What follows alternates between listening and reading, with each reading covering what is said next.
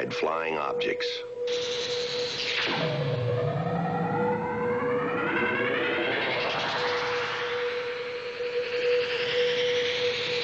Are they proof that we are being visited by civilizations from other stars? Or just what are they?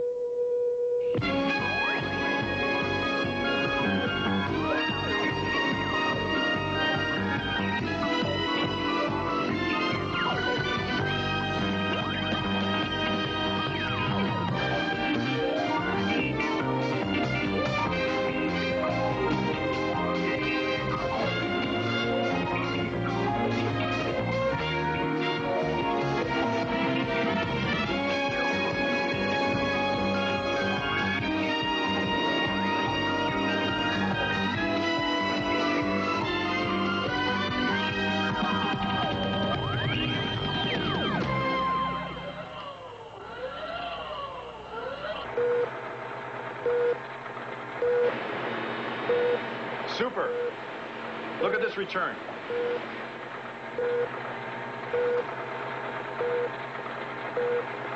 Still got your moving target indicator. Who the heck is that? I show no traffic. Man, that is a big target. Barely moving.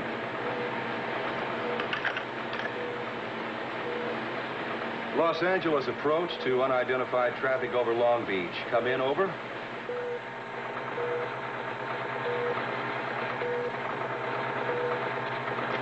I'll see if AFR can give us flight level on that. Wait a minute. It's gone, Super. Went right off the scope in the vicinity of the Whitman Tower.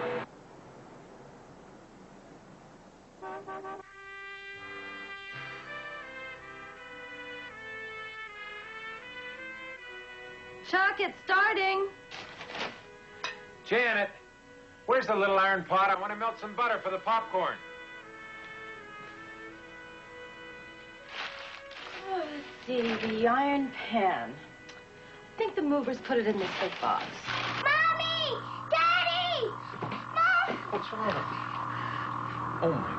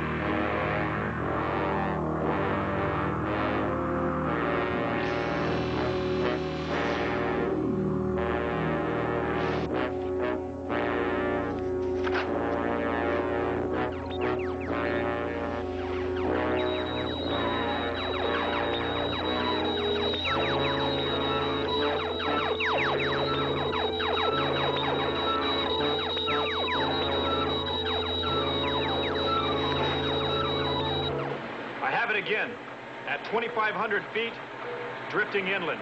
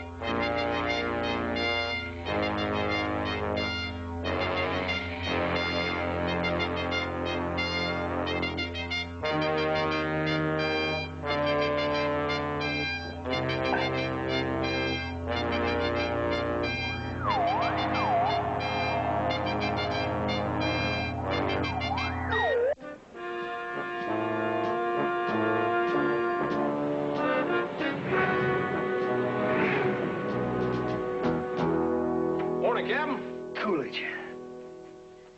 Roosevelt. Truman. Eisenhower. Kennedy. Johnson. Having you exercising your stomach or your memory? Can't stand the counting. It's boring. Nixon. Ford. Carter. I was going to use the names of the beautiful women I've dated, but... But you can't do 300 repetitions. 200. Harry, I'm in pain. At least let me do my own punchlines.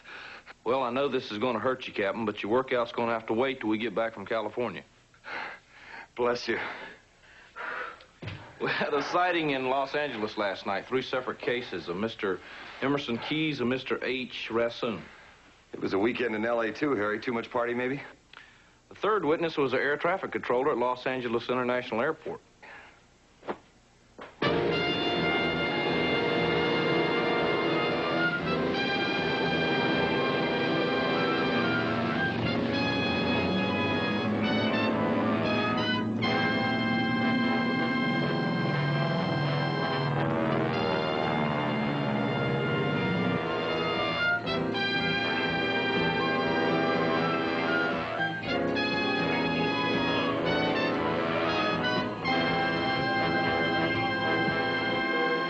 Continuous records of activities in this sector. But this monitor is tied into our computer, and we can simulate just about anything we want. Okay, I think it's just about ready. All right, this is the way it looked. We first saw it out here at about 2,500. Then it started moving west like this until it got here, where it lost altitude and disappeared. What's this right here? Well, that's the Whitman Tower. One of our other witnesses lives in that tower. No kidding. That blimp. You sure that's the way that actually looked? Almost exactly. And it looked the same when it reappeared further south. See something, Captain? I don't know. It's strange. Almost like it's not solid. Well, solid or not, Captain, it didn't respond to any of our radio challenges. And it sure wasn't on any flight plan.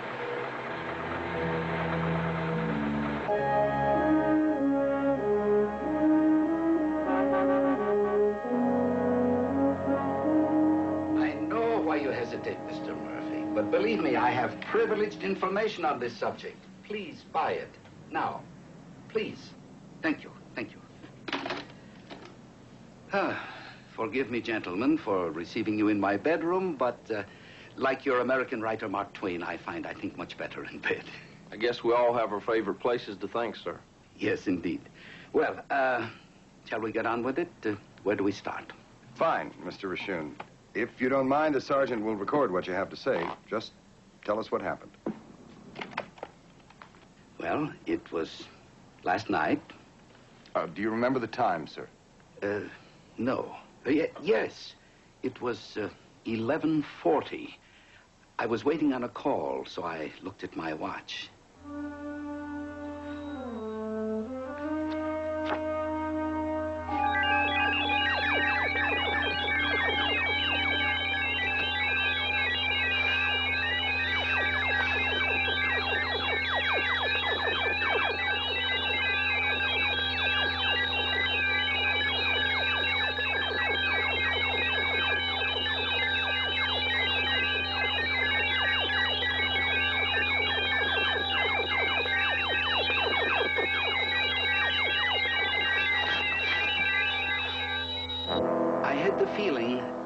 Coming from the other side of the building. Now, I am very curious about strange phenomena, gentlemen. I just had to get a better look. My neighbor, Mr. Ryerson, opened the door.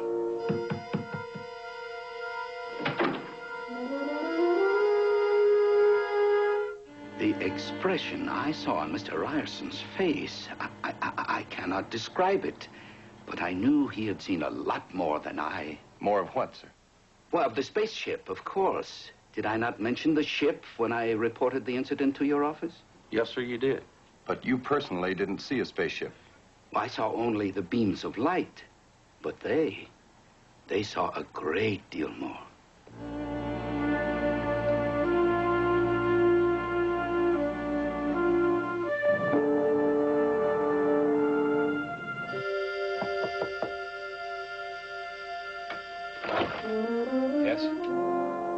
Mr. Ryerson?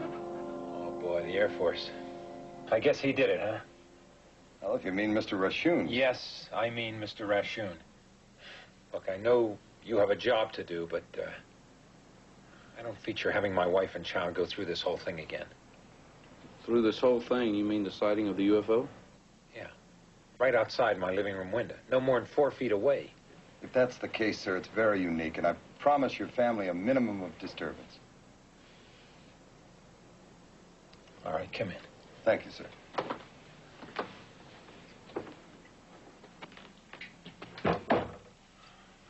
I'll take your hats. Thank you. Thanks.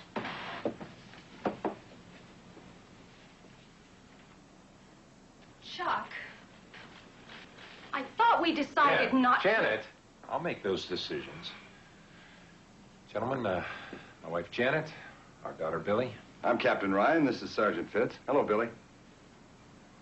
Sit, will you? Thank you. Now, I promise you, Mrs. Ryerson, this won't take long, and you can stop any time it becomes too disturbing. It's already disturbing. Would you mind, Mrs. Ryerson, if the sergeant took your testimony in another room? Oh, sure. Split us up, get 2 different stories, just like cops on TV. Jan. You know, it's starting already, Chuck. Honey, for crying out loud, they have procedures to follow. It's no problem, folks. We can talk to you in a group if you like. Why don't you sit beside your mom and dad, Billy? No, I don't want to. Do I have to? Well, no, Billy, you don't have to. Honey, why don't you go into your room and play, okay?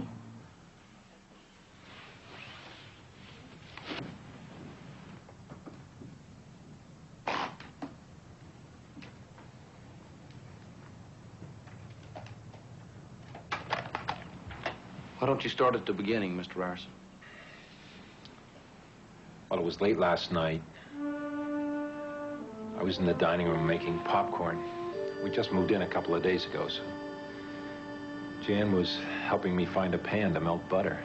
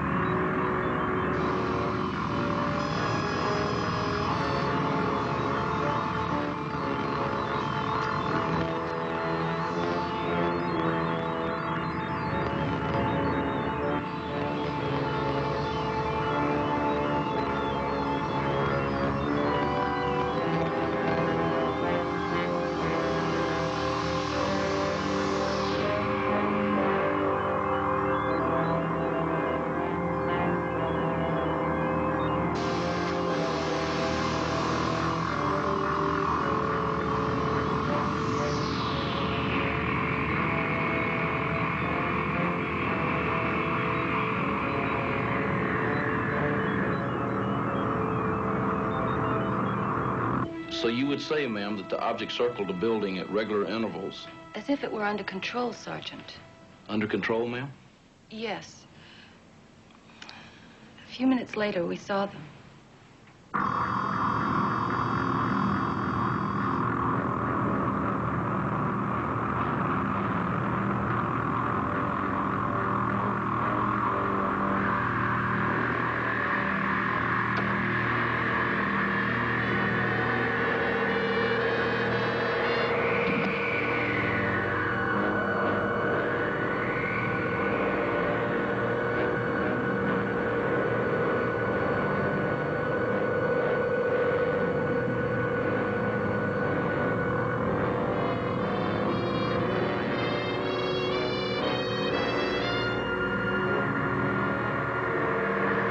Is it from outer space, Daddy?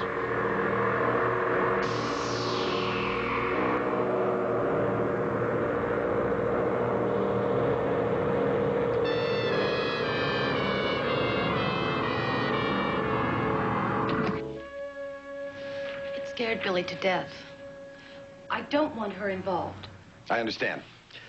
We'll get back to you as fast as we can. I'll get your hats.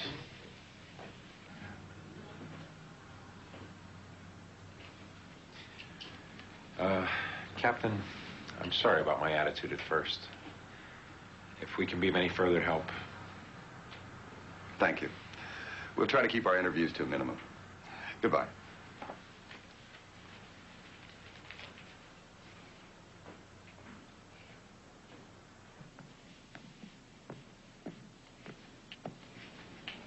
What do you make of the Ryerson story, Captain? I don't know, Harry. Something sure has those people spooked. The city is 6 million people and only 3 saw anything. And that's because they live above the fog level. That's one for the books.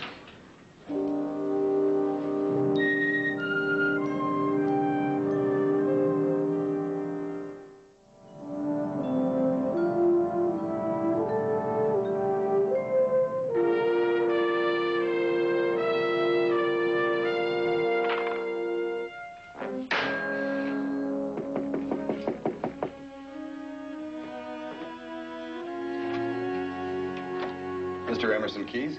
Naturally. I'm Captain Ben Ryan. This is Sergeant Harry Oh, Fitz. yes. Come in, come in.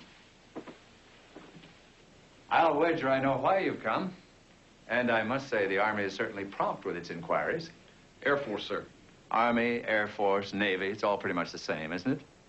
Not during football season. I ignore sports. But regardless, I'm happy to meet you. Won't you sit down? Thank you. When I called my old friend Captain Harding at LAPD, I had no idea it was going to generate a formal inquiry. Have you told anyone else about your sighting, sir? Yes, I just finished talking with some adolescent at the Daily Journal. I lost my temper. You'd think a story like mine would be worth gold to them, but no. Excuse me, sir, but you called a newspaper to give your account of the sighting? Yes, of course. Why? Well, most people are a little hesitant to tell the general public about spotting a UFO. Captain, I was a publisher of experimental fiction and poetry for 40 years. I have ceased to care what the general public thinks of me. Sir, we'd like to hear about your account of the sighting in your own words. The sergeant will record it if you don't mind. Very well. Maybe you should start at the beginning? I know how to begin a story, Captain.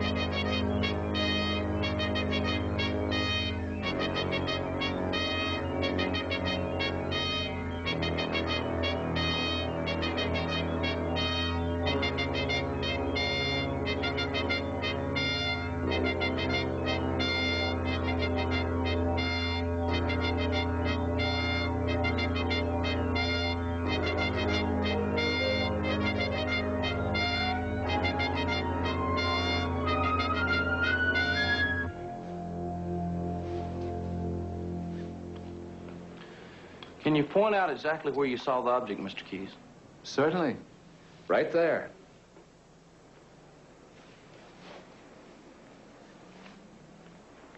Between the islands and the Queen Mary. 225. How far out in the water, sir? Well, that's difficult to say. Beyond the islands, certainly. Sure is a fine view, Mr. Keys. I bet those apartments in the bay aren't cheap. Those are not apartments, Sergeant. Those are oil wells. They built those frames around them to cover the derricks. Mr. Keys, I notice you have a videotape recorder. Did you tape the show last night by any chance? Yes, I did. I like to keep a permanent record of the better shows. I'm afraid that's mostly static, though. Well, could we borrow the tape for a couple of days? Yes, of course. Thank you. Sergeant, you finished? Yes, sir. You are? Mr. Keys, thank you again for your cooperation. And the tape. By the way, the television. Is that cable or antenna? It's cable. Thank you. 1 minute. Can you tell me what I saw? At the moment, it's unknown. I told you earlier that I don't care anymore what the general public thinks of me. But I do cherish the public's right to know. I have connections in the media, gentlemen. Don't try to cover this up. Mr. Keys, you'll have every opportunity to judge our findings for yourself. Goodbye, sir. Good day.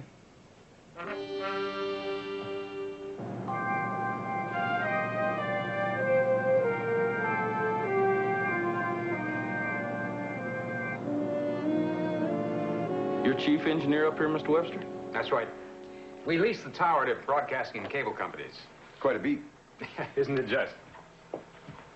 Last night, Mr. Webster, anything unusual happen? Sure as heck did. We had heavy interference with the TV and microwave signal. Only lasted about 5 minutes, but that phone was ringing off its hook from all over the county. It's pretty strange. Any idea what caused it? Not a one. But the TV cable antenna, it's still having trouble.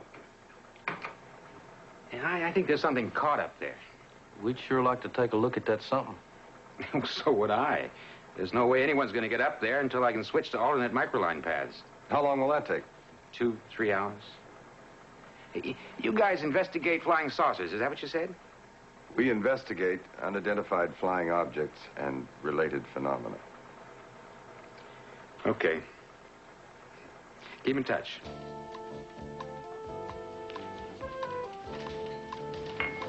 Here we are. Ryerson should be down in any minute. Yeah, I hope you're in a better mood. Good morning. Good morning. Hi. Morning. You picked a good spot, Captain. Certainly very convenient for us. Good. Well, we wanted you to come down and meet us to get your reaction to some new evidence we've found. And you have found something. Found out there'd been many complaints of broadcast interference at the time the UFO was circling your building. There was definitely interference at the time you said the UFO appeared. However, though it confirms the time of the sighting, there was no pattern to the disturbances. It was just random static. I don't understand. What the captain is saying, ma'am, is that the UFO could not have circled your building at a constant speed, as you claim. It's a small point, but it's our first evidence of any significance. But it did. It went around like a record player. gentlemen, let me tell you something. Television waves can be kind of fluky. Blind spots, shadows. We're going to stick by our testimony. We try to conduct our investigations with an open mind. They're not designed to prove you wrong. We understand that, Captain. May I ask your line of work, Mr. Ryerson? Electronics, microcircuitry. He's being modest. Chuck developed a new process for doping semiconductors to make microcircuits. An absolute breakthrough. Speaking of which, gentlemen, if you'll excuse us, we have a luncheon to attend. I'm sorry, Captain, if we were a bit hostile when we first met. If you have any more results that you want to run by us, just give us a call. Thank you. Bye-bye. Good day. Bye. Nice folks. This time, it's like they're completely different people. They're open, friendly, and willing to help. It's quite a contrast with our first meeting. The only similarity was our business with the hands. You noticed that, too. Maybe it was just a shock wearing off. Maybe. But he was right about the TV flukes. That doesn't knock their story down absolutely. And the time frame fits together pretty neatly. Yes, sir. 11:39 p.m. LAX radar tracks the UFO near the Whitman Tower. Loses it at 11:41. That's just the time the Ryersons and Mr. Rashun see something buzzing the top of the building. TV interference between 11:41 and 11:44. That stops when it comes down the side of the building to visit the Ryersons. They see it for another 5 until 11:49. When radar picks it up again moving south. Tracks it out over the ocean, then loses it at 11:58. Just about the time Mr. Keys sees it beyond the Long Beach Harbor. But radar doesn't pick it up the third time. When Keys said it blasted off straight up. Well, if it was climbing as fast as Keys said, radar might have missed it. I bet I know what you're looking for. Here it is. Emerson Keyes, noted publisher. Harry, listen to this. In a possibly related incident, patrons at Frankie's Waterfront, a tavern in Portugal Village in San Pedro, reported conversations with a man who claimed to have seen a similar craft over the ocean at the same time. They were unable to provide the man's name.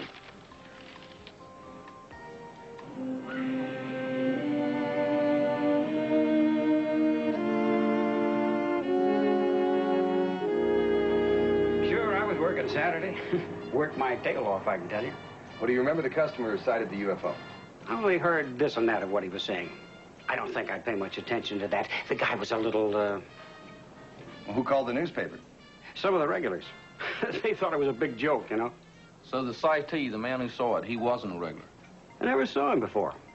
Or since. He was a salesman, I think. He carried a big case, like it was filled with samples, you know. He was drinking Manhattans. Could he have paid by credit card? Possible. Could we look through your receipts for that day? Well, sure. I guess so. I'll duck in back and get him. Hoping for a piece of luck, sir? It could be. You stay with the luck. I'm going to go make a couple of phone calls, and I'll meet you back at that little outside coffee shop around the corner. Yes, sir.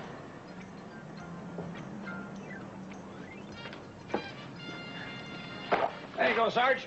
Sorry I couldn't be more help. That's okay. Now, let me ask you, what does a Manhattan run around here? $1.50. And seems like I remember him buying around once. So what I'm looking for is a receipt with a bunch of 150s and one big round. Oh, I forgot to tell you. What? All drinks are $1.50.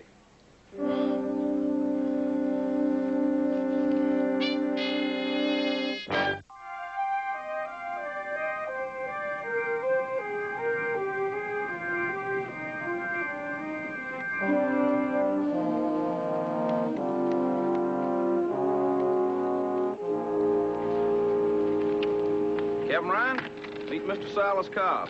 Mr. Cobb? Captain. Mr. Cobb's our mysterious salesman who saw the UFO. Oh, I sure as heck did. Harry, you're a magician. No, sir, I just got lucky. Got Mr. Cobb's name off a sales slip, took a chance and called his home in St. Louis. Fortunately, he called his wife last night and told her he saw a UFO. And Lucy gave the sergeant my hotel address here in the city. Double lucky, really. You know, I was due to fly out tonight. You bet it was. Mr. Cobb, you ready to take that walk? You bet.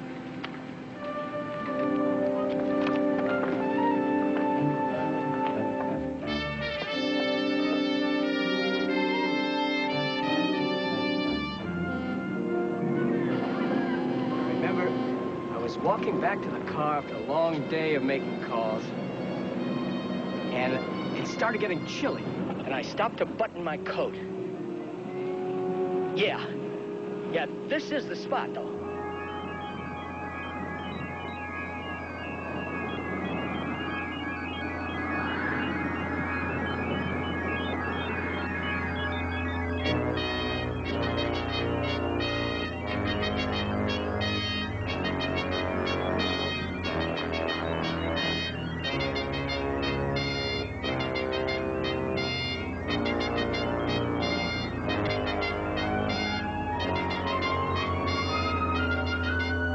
That's pretty consistent, right, Sergeant? Yes, sir. You mean someone else saw it? We have a witness in Long Beach who told exactly the same story. Now, you say you sighted it between the lighthouse and the buoy. Right. That should give us a pretty good LOP. That's line of position, Mr. Cobb. We have a compass reading from another witness, and now with yours, we can triangulate and get a pretty good fix on the position of the UFO. Reads out at 188 degrees, sir.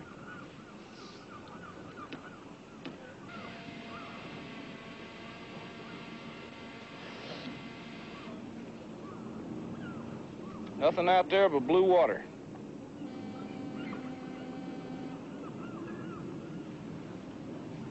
Let's get a recent history on that patch of blue water, Sergeant.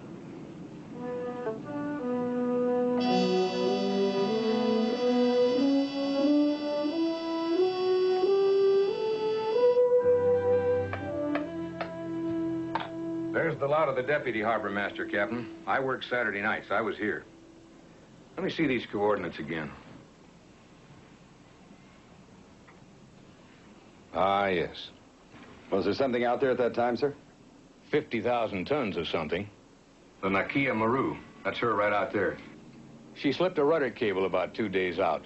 We radioed her captain to stand off Santa Catalina Island for repairs, but he evidently misunderstood.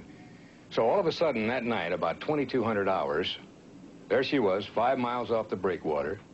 No way to steer, winds blowing her right down on the beach. And loaded with a very fancy cargo, too. Oil? Detergents and chemical dyes. I sent out tugs to hold her for a while. Then I got on the horn to our best marine construction firm. They had a special low-profile hydraulic jack designed, especially to force those rudder cables back on their tracks. But in order to transfer it to the deck of a ship in 8 to 10 foot of sea, we had to use a helicopter.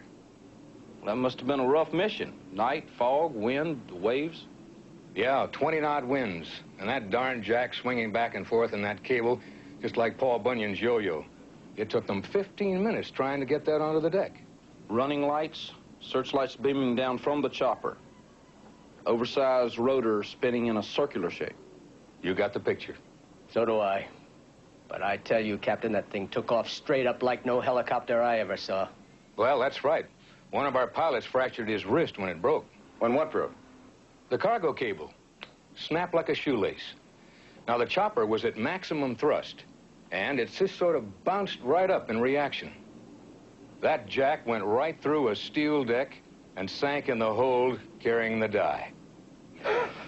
Boy, whoever said seeing was believing. Thank you very much for your help, sir. Not at all, Captain. Anytime, gentlemen, especially on Saturdays. Thanks, Harry.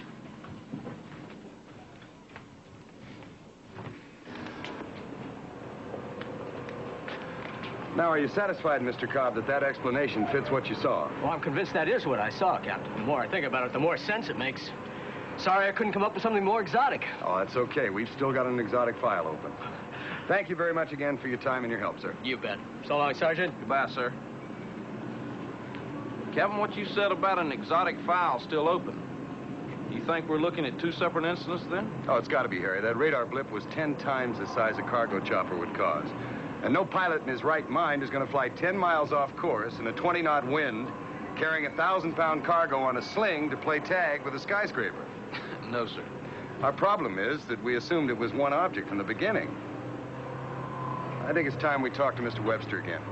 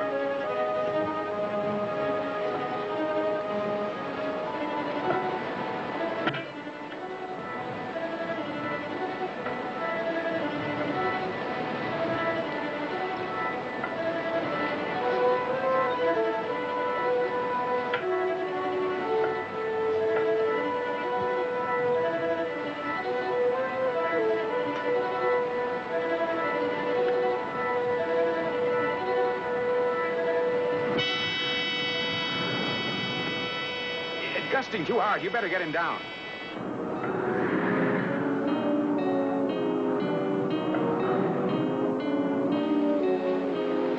Come on down, Harry! Too much wind! I'm too close to quit. That's an order, Sergeant! Come down! I can't hear you, sir! Harry!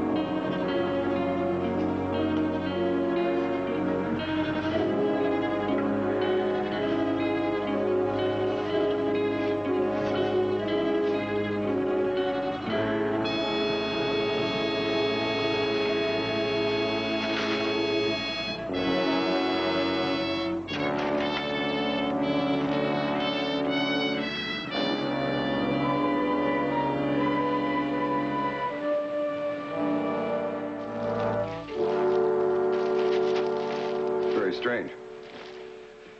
Polyvinyl chloride? That'd be my guess. Look at this. Valve. Tied with a square knot. Maybe they got Boy Scouts on Mars. I think we'll start looking a little closer to home.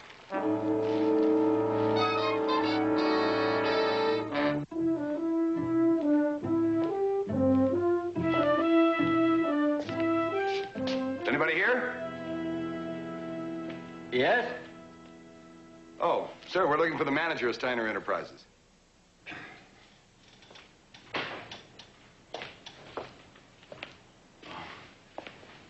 Airport? Yes, sir. I'm Captain Ryan. This is Sergeant Fitz at Project Bluebook. I'm Joe Steiner, owner. Would anybody else work this hard? Mr. Steiner, you're a distributor for novelty items and stage props, is that right? Yes. What's this all about? Do you handle this item, sir?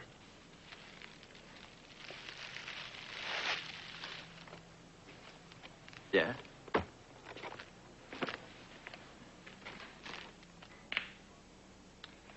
Sir, is it possible that you might have sold a large quantity of these balloons recently for aerial advertising display? Uh-oh. Sir?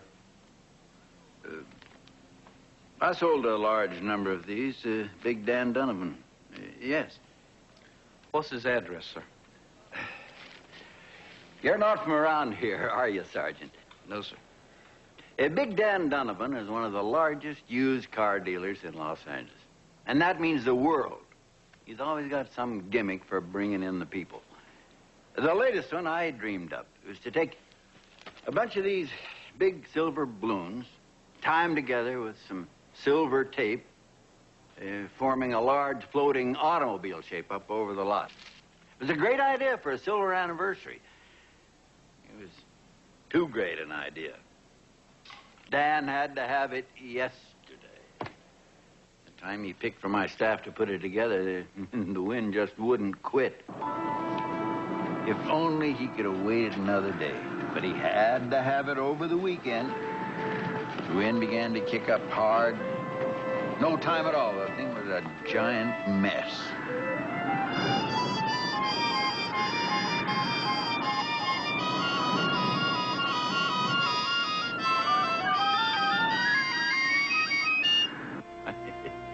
I guess you fellas found him, huh? More like they found us. I'd say you were lucky. Those balloons had collided with an aircraft, especially a helicopter. You don't have to worry, gentlemen. Big Dan is staying on the ground from now on.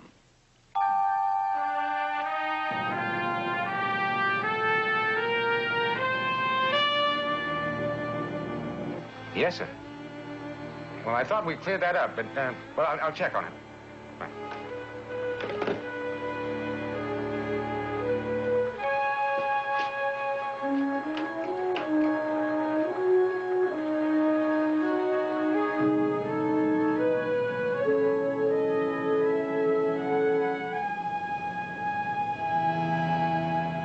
So the balloons lifted off the used car lot and drifted out over the city. When they got above 2,500 feet, radar picked them up. Now, radar responds only to surface area, not mass. So several dozen metal skin balloons, many reflecting angles. The return could produce almost the same target image as a large aircraft. Now, when the wind brushed them up against the cable TV tower on the mountain, one of the balloons got caught. The whole mass bobbled around up there, interfering with transmission in a random pattern. When it finally freed itself, it blew all the way over against the side of this building, which is when the Ryersons saw it. Now,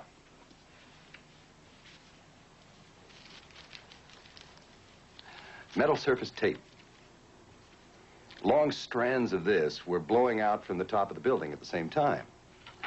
They picked up the flashes of red light from the aircraft hazard beacons. That light, reflected from the strips of tape, is what caused your beams of light. And the whole incident was concealed from a city of 6 million people by the fog that night. You two gentlemen have certainly done your homework. I'm convinced. However, there still is one other matter. Yes, sir. If the UFO was a mass of balloons, why did the Ryersons report seeing a spacecraft? Exactly, Sergeant.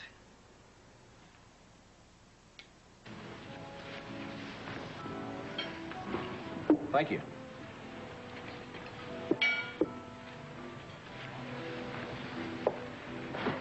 Thanks. I explained things to Keyes. Our appointment with the Ryersons is at 2. Yes, sir, in about 40 minutes. You know, Harry, something I noticed in their apartment. For the life of me. Could somebody help me, please? It's my wife. She won't move. She won't say anything to me. She's frozen. She's scared. Get her away from the window. Well, I've tried. I can't move her hands. Harry, cover her eyes. Man, she sure got a hold of this thing.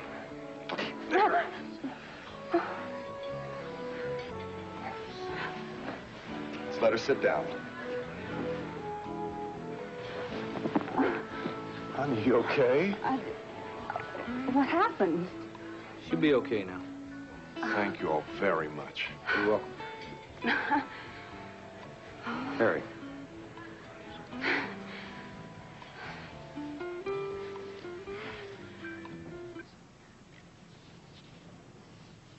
Mr. and Mrs. Ryerson, I believe we have some idea what happened on Saturday night.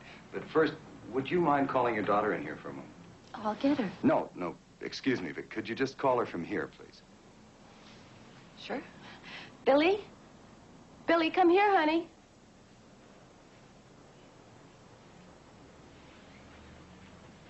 Finger still stiff, Mr. Ryerson?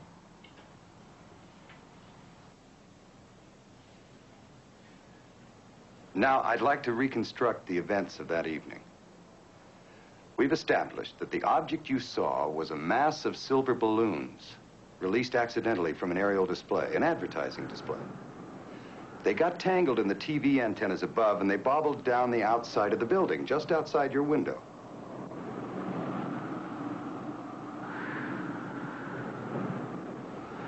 Now, your account of the sighting differs from the known facts in a number of ways, such as the size of the balloons. But the most important departure, of course, is the alien beings you saw. We also believe you saw them. But we think what you saw were hallucinations. And when your daughter asked, "Is it from outer space, Dad?" the seed was planted. Your subconscious minds filled in the details. Hallucinations? Captain, I don't like what you're implying, that my whole family are a bunch of loonies. Not at all, sir. But I called an Air Force psychologist just before coming up here. He agrees. What happened to you is perfectly natural. What? What happened to us? Acrophobia. The fear of heights. Now, you've only recently moved into the tower, and it takes some people time to adjust to living at this altitude. Have you noticed how Billy clings to the inner walls of the apartment? The phobia is strongest near the windows. Now, you were standing near them to see the balloons, and that triggered the hallucinations. But is that possible? Possible, perfectly common, and completely curable. In fact, there are even veteran pilots who suffer acrophobia, not from flying, but from stationary heights. Irritability. Loss of appetite? Both symptoms. They vanish when you're at ground level, like when you had coffee with the sergeant and me. And all this time I thought this new wealth was coming between us. And I thought... Oh, I won't tell you what I thought, Chuck. Hope we didn't offend you, Mr. Ryerson. No, Sergeant, you haven't offended us in the slightest. And that makes sense. We covered this up that night because it reminded us of the terrible thing that we saw. And if you're right... this is that terrible thing that we saw.